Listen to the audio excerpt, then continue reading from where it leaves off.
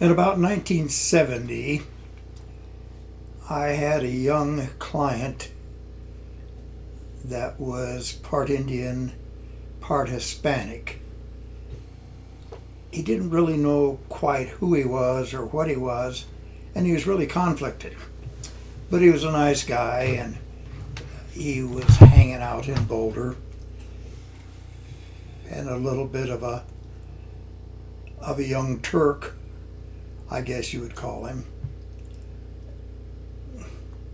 He was into the hippie scene of Boulder, as they referred to it then, and he just had a very sunny, bright personality and was well liked by his peers. Did a little dope now and then and hung out at a pool hall on the hill. Well, the pool hall had a Italian guy as the owner who had a brother that was connected to organized crime groups in Albuquerque, New Mexico. And at that time, the Hill, as they called it in Boulder, was a trafficking for drug, or a drug center for trafficking. A center for drug trafficking, that is. So while the pool hall was crowded one day, an argument ensued, and my client, an 18-year-old juvenile, sort of, stabbed the proprietor of the pool hall. Well, this Italian proprietor got very upset about being stabbed, and all of a sudden word got out that some Italians were hired or employed or enlisted to do away with this young Hispanic. So, in panic, the guy took sanctuary in a local church, and that church's pastor moved to New Mexico to start an art studio and to escape. And the young kid went with him to escape the trouble in Boulder. Well, he was down there for a while, and I get a call from this minister, whom I knew, saying that his ward has gotten in trouble. Would I please consider representing him? Well, I thought, what the hell, that sounds like an interesting and exciting thing to do. So we raised a little money, and I went down there to defend him.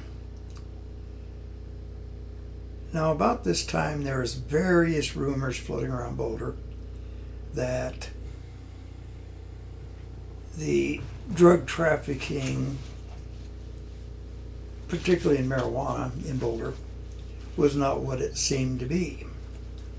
Now, I had been real active in defending marijuana cases, and in fact, I had one of the first marijuana cases in the Boulder area in the 60s, when it was just starting out. The one before me involved a guy whose father was a principal in a high school who committed suicide over the incident. And when I was in college at the university, marijuana was generally confined to the ranks of the artists, musicians, and intellectuals, and some political activists. The rank and file students weren't involved, and many of them had no idea what it was in the first place. Anyway, I go south to Santa Fe to represent this guy and talk to him a little bit. It seemed like a fairly easy case. What happened was there was a shooting in a bar in downtown Santa Fe. My client was playing pool with 50 other people and had a time slip on a time punch card thing showing that he was 3 miles away when the shooting occurred. Not only that, they had all these eyewitnesses to the fact that he was there. Now, the minister's daughter worked as an admissions clerk at the hospital, and the young guy was living with them till he got on his feet. So he was kind of a ward of this minister and the minister's family. So of course the daughter knew who the kid was when they brought him in, and she made a photocopy of the file as he was being admitted, and the whole admittance file, and just took it home to her dad. I got down there and listened to the story and thought it'd be an easy case to defend, and told him I would take the case on. Well, I sent an investigator down there who disappeared. Never came back. I sent another investigator down there, and while he was down there, he said he quit. The third investigator I sent down there came back and said he had nothing to report. So I decided to hell with it. I'd go down myself and investigate. Now, the story of what happened was that there was a young man named Johnny Gonzalez. And Johnny Gonzalez was a drug dealer of sorts in Santa Fe. He was from the town of Espanola originally, and hung out at this bar where he sold drugs to the various bar customers. The bar had live entertainment and was somewhat unique in that it didn't have DJs or jukeboxes or anything like that, but they had a real live band. So I went in there and observed the band for a while, and there were no music stands or any kind of music whatsoever to look at, and they played all their music without the benefit of any music, written music publications, whatever you want to call them. As I'm sitting at the bar, this fellow, maybe a little older than I am, sat down on the bar and starts talking, and looks at me and he says, "Do you have a red passport?" I said, "What the hell's a red passport?" He said, "Well, if you had one, you'd know what it was." Another time, I'm sitting at the bus station coffee shop drinking coffee when somebody next to me asked if I had a red passport. After some research and inquiry, I found out a red passport is a diplomatic passport, which is issued to people in the diplomatic corps and also agents of the Central Intelligence Agency when they travel under official cover. So naturally I didn't have a red passport, but I did find out what it was. After figuring I had a great case with open and shut alibi, I set the case for preliminary hearing, traded information with the chief of police, and proceeded to Wichita, where I had a smuggling case involving the base commander's son at the Air Force Base there, which was an interesting case that I might talk about later, at some later date. So during the time that I was handling the case in Wichita, I had another major case and then a bunch of minor ones and some others at my firm that I was supervising.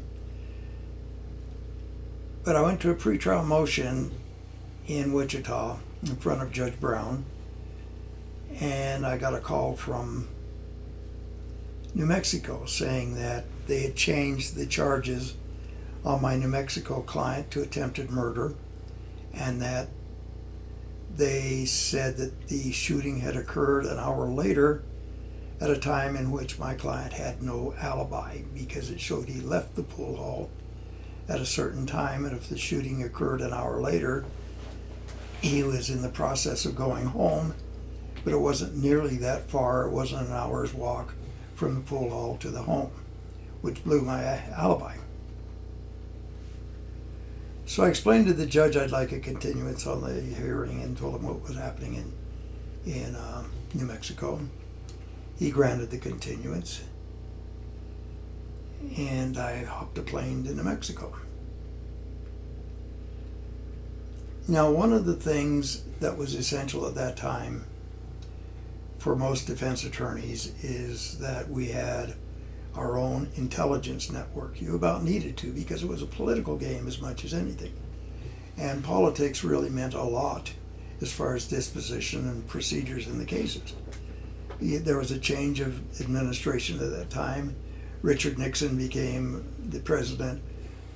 John Mitchell was his attorney general, and there was all kinds of maneuvering going on, essentially to destroy the amendments to the Constitution under the guise of law and order and protecting the citizenry from the wave of criminality brought about by the brown and black skinned people.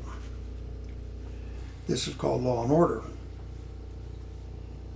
And the war which this was fought had the battleground of drugs, and the main drug that was the biggest battleground was that of marijuana. There was some ethnocentricity with various drugs between heroin, cocaine, marijuana, but marijuana was mainly used by the hippie element, the anti-war element, and the political left. Starting with the political left in Mexico, coming up the border to the political liberal or anti-war left in the United States. Now, my client couldn't figure out whether he was Hispanic or Indian, and he belonged to the American Indian movement and also to the Crusade for Freedom, which was a Hispanic movement, both of which were branded liberal or actually radical by the FBI COINTEL program. They were considered dangerous to the American society, mainly because they were against the war in Vietnam. One interesting interview was with Cassius Clay, who later changed his name to Muhammad Ali, about whether or not he would be drafted and why he refused to go when he was drafted. And he looked at this interviewer, I forget who it was, and he said, "No brown person ever shot at me or tried to kill me, and why should I go kill them?" Which was really good logic as far as he was concerned. The brown people weren't out to kill the blacks. It was the white people that wanted to kill the blacks. So his logic was infallible as far as I was concerned. Anyway, I digress. I go down there and I talk to some of my people, one of whom was we called the lion keeper. He had 2 pet lions that he kept in his house, were semi-tame, I suppose. And one day I asked him, I said, "Why do you have pet lions?" And he says, "Well, I think the narcs would think twice before they raided my place with my lions in there." I think he had a point.